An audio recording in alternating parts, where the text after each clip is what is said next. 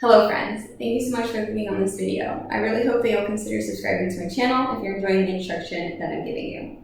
So today we're going to be talking about the 11 bow strokes that you can do on the violin. For this video, I am going to be using my beautiful meghan violin. Just look at her. So if you haven't seen the video that I posted last, definitely go check that out. I'll leave it linked down below. So the first bow stroke that we have is détaché. Détaché is by far the most common bow stroke used on the violin. So détaché kind of sounds like the word detached, right? But it actually means the opposite. So when you're playing détaché, you're playing very smoothly. The reason why it's called like detached is because you're playing separate bows. So you're not playing a slur, but you're playing down, up, down, up, down, up. So for instance,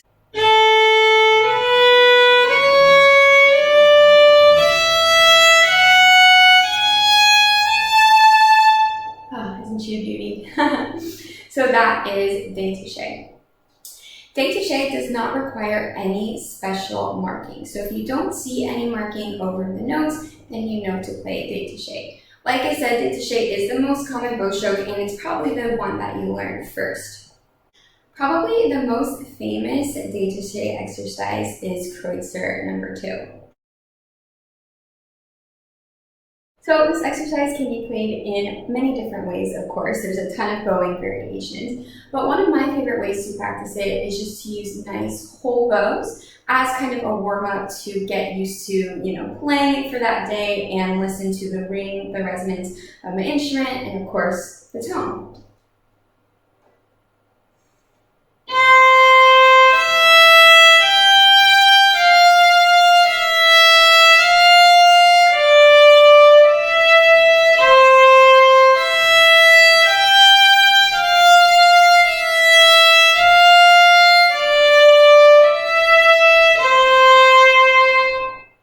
Next up, we have the bow stroke legato. So legato refers to notes under a slur. If you're unfamiliar, a slur looks like this. And it means to play all of the notes under the slur on the same bow. If you want something to be played smoothly but with separate bows, that is détaché. For legato, you must have a slur. I think a great way to practice slurs is start by practicing them in scales. If you're having trouble managing your bow or remembering how many notes you need to put on one bow, I would suggest stopping the bow between each note. So if I was trying to play this, I would practice it like this.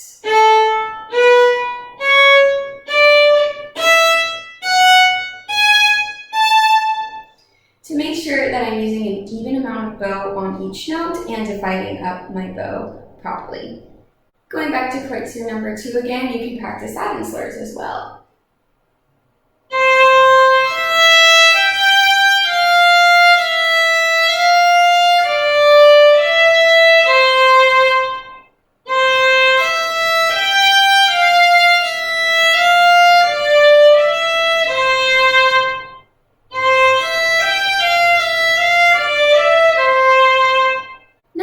We have portato. This is also sometimes called parlando. I think in other countries, but here in the US where I'm located, we call it portato.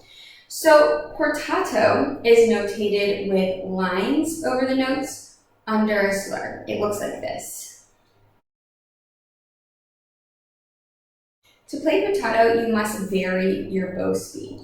So at the beginning of the note, you need a fast bow speed, and towards the end of the note, you have a slower bow speed. This gives it kind of like a pulsing sound.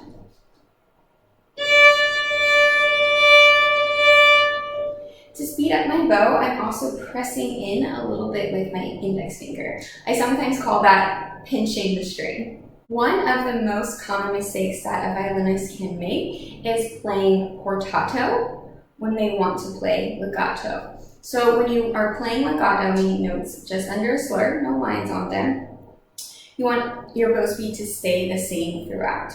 I used to have this issue a lot when in like undergrad. I get so focused on playing the right notes that my bow wouldn't be smooth. So if that's happening to you, here's a practice strategy.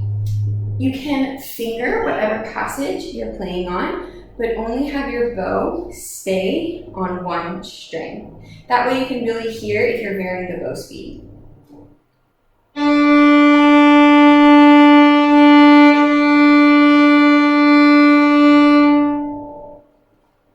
Next up, we have staccato. Staccato is notated by dots over and under the notes. It looks like this. I feel like staccato is one of the most misunderstood bow strokes, especially by beginners. I actually have a whole video on staccato that I will leave linked down below that you can definitely go check out if you want a further explanation. But in short, staccato is just stopping the bow between each note. You don't need to do anything fancy with your fingers. You just need to stop the bow so that we hear a little bit of space. Staccato literally means short and separate. The easiest way to play staccato is to stay in the middle to lower half of your bow and to use as little bow as possible. A really good staccato exercise is perpetual motion from Suzuki Book 1.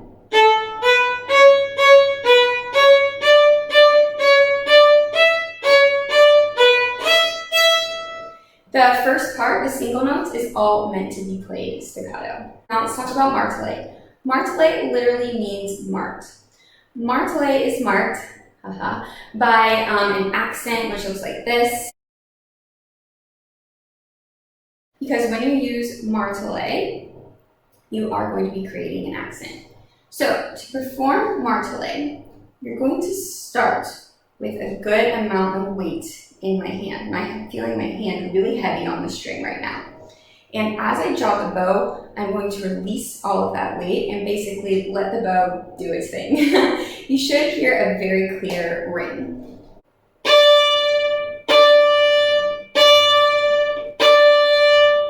So as you can tell, there's a clear accent at the beginning of my stroke and then a nice ring afterwards. A really great exercise to use to practice martelé is Kreuzer's number 6 and number 7. Here's number 7.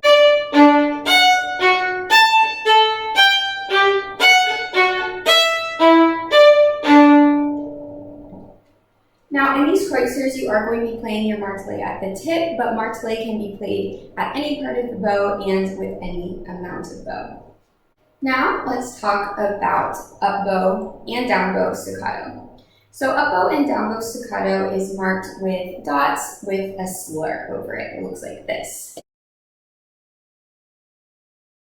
So to perform up bow and down bow staccato, you're going to do the same thing. The only thing that changes is the direction of your bow. So you can think of up and down bow staccato as several mini martelés under one bow. So what you're going to do is pinch the string and then release just very quickly. So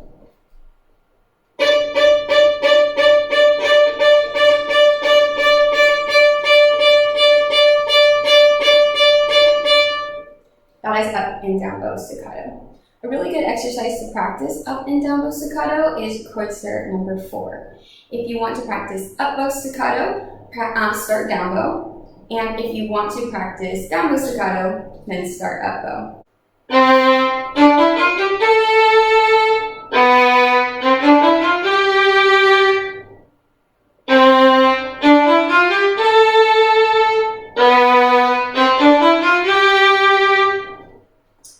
So another thing I will mention about up and down bow staccato is be sure to pay close attention to your ring finger. Your ring finger has more control here than you think. On to spiccato. So spiccato is an off-the-string stroke where your bow is bouncing off the string after every note. Spiccato is marked by dots over the notes. It looks like this. So to play spiccato, you can either do one of two things. The first thing would be to start above the string and simply allow your bow to fall onto the string. You're going to want to be in about the middle of your bow, but do experiment because every bow is different. So you're going to need to find the spot in your bow that bounces the easiest. So I'm just going to gradually get faster.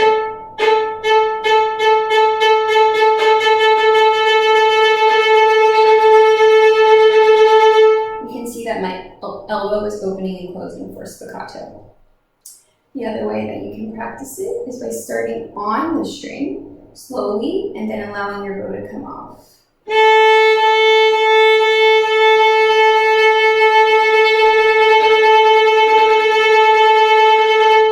So two kind of opposite approaches, right?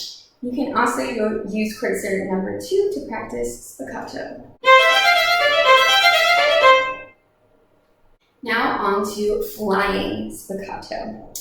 So you can almost think of flying staccato as an off-the-string up-bow staccato. So you're going to perform it in a very similar way as up-bow staccato, but you're going to let your bow come off the string on each note.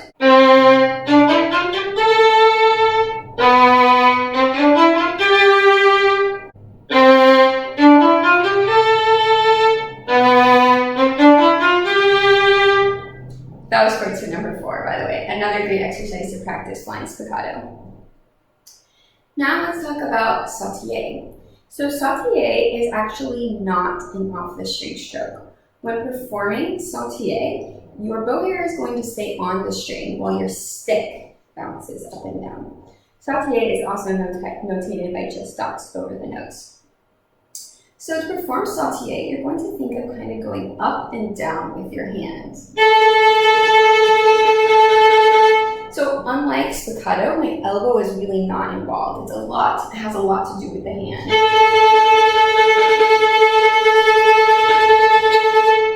So this is why finger flexibility is so important, right? You're not going to be able to do sautiller if you're squeezing your bow. You can also use Kreutzer number 2 to practice sautiller. So the way you tell if you need to use staccato, or sautiller, because they're all notated by dots over the notes, is the tempo. So if the piece is slow or like medium tempo, you use staccato.